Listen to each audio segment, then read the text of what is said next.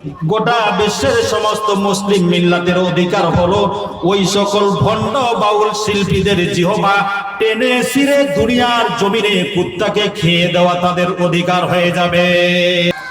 এই আবুল সরকার শুধুমাত্র আল্লাহর শানেই কটূক্তি করে ক্ষান্ত হয় নাই, কয়েকদিন পূর্বেও একটা পালাগানের মঞ্চে বুক ভরে হেসে হেসে বলেছিল, আল্লাহর কালামের সঙ্গে বিকৃতি করেছিল, আল্লাহর কালামকে বিকৃত করেছিল।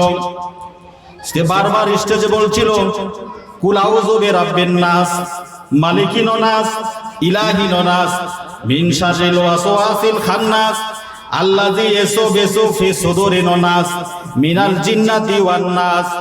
এইভাবে আল্লাহর কালামের কটূক্তি করে, আল্লাহর কালামের সঙ্গে বেয়াদবি করেছে, শানে আদবের খেলাফ করেছে।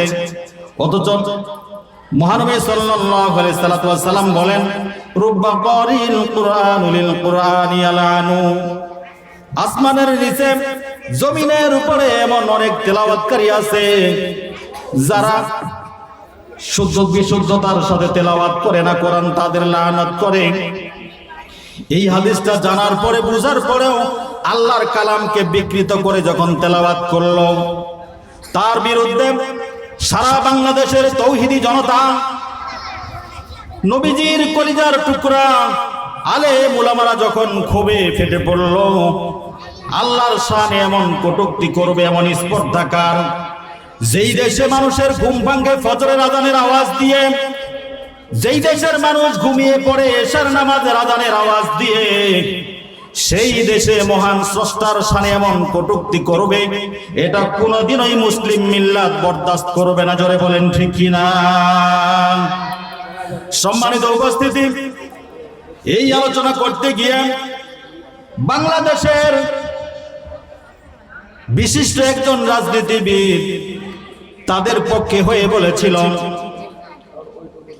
যারা এই বাউল সঙ্গীত শিল্পীদের সঙ্গে যারা সংঘাতে জড়িয়েছে, সেদিন ঢাকায় পূর্ব ঘোষণা অনুযায়ী আলেম ওলামা বাউল শিল্পীদের বিরুদ্ধে বিক্ষোভ কর্মসূচির ঘোষণা দিয়েছিল।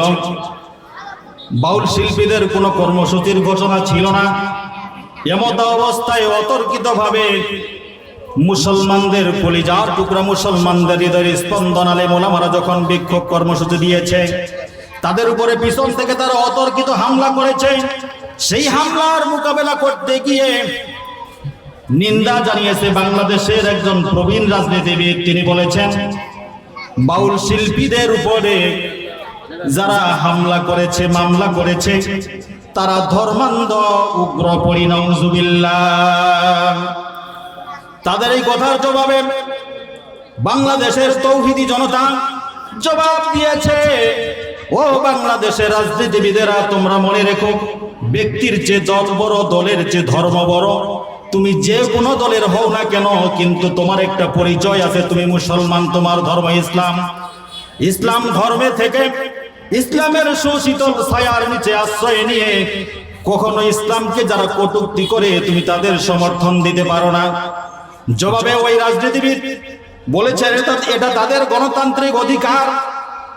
তাদের জবাবে বাংলাদেশের তৌহিদি জনতা, নবীজির কলিজার টুকরা আলেম ওলামারা জবাব দিয়েছেন, এটা যদি বাউল শিল্পীদের অধিকার হয়, এটা যদি বাক স্বাধীনতা হয়, যে তারা পালা গানের মঞ্চে আল্লাহর সাথে কটূক্তি করবে, আল্লাহ রসুলের শানে বেয়াদবি করবে, আল্লাহর ওলিদের সঙ্গে বেয়াদবি করবে, আল্লাহর ওলিদের শানে বেয়াদবি করবে, নাফরমানি করবে, এটা যদি তাদের বাক স্বাধীনতা হয়, তাহলে গোটা মুসলিম মিল্লাত তৌহিদ জনতার দাবি হলো, তাদের যৌক্তিক দাবি হলো, তাদের যৌক্তিক অধিকার হলো, যারা আল্লাহর সঙ্গে কটূক্তি করবে, নবীদের শানের খেলাফ করবে, নবীদের সঙ্গে অবমাননা করা, আপত্তিকর আচরণ করবে, নবীদের শানে আপত্তিকর কথা বলবে, গোটা বিশ্বের সমস্ত মুসলিম মিল্লাতের অধিকার হলো ওই সকল ভণ্ড বাউল শিল্পীদের জিহবা টেনে ছিঁড়ে দুনিয়ার জমিনে কুত্তাকে খেয়ে দেওয়া তাদের অধিকার হয়ে যাবে।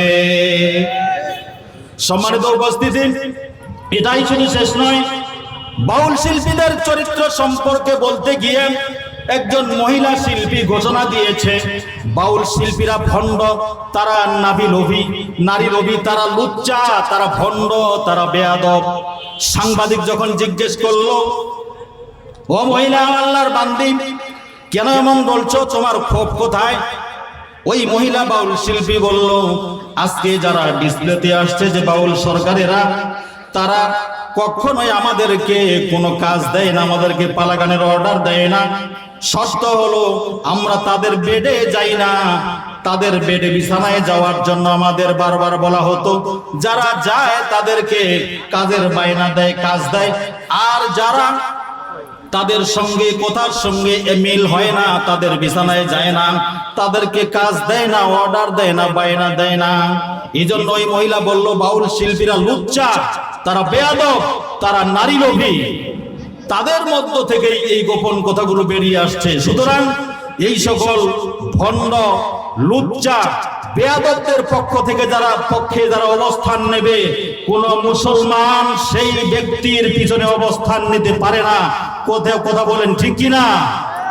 সম্মানিত উপস্থিতি, এজন্য সেই ব্যক্তি যেই হোক না কেন, যে অপরাধীর পক্ষে সমর্থন নেবে, যে অপরাধীর পক্ষে সাফাই গাবে, আমরা কখনোই তাদের পিছু ধরবো না, তাদের পক্ষে অবস্থান নেব না।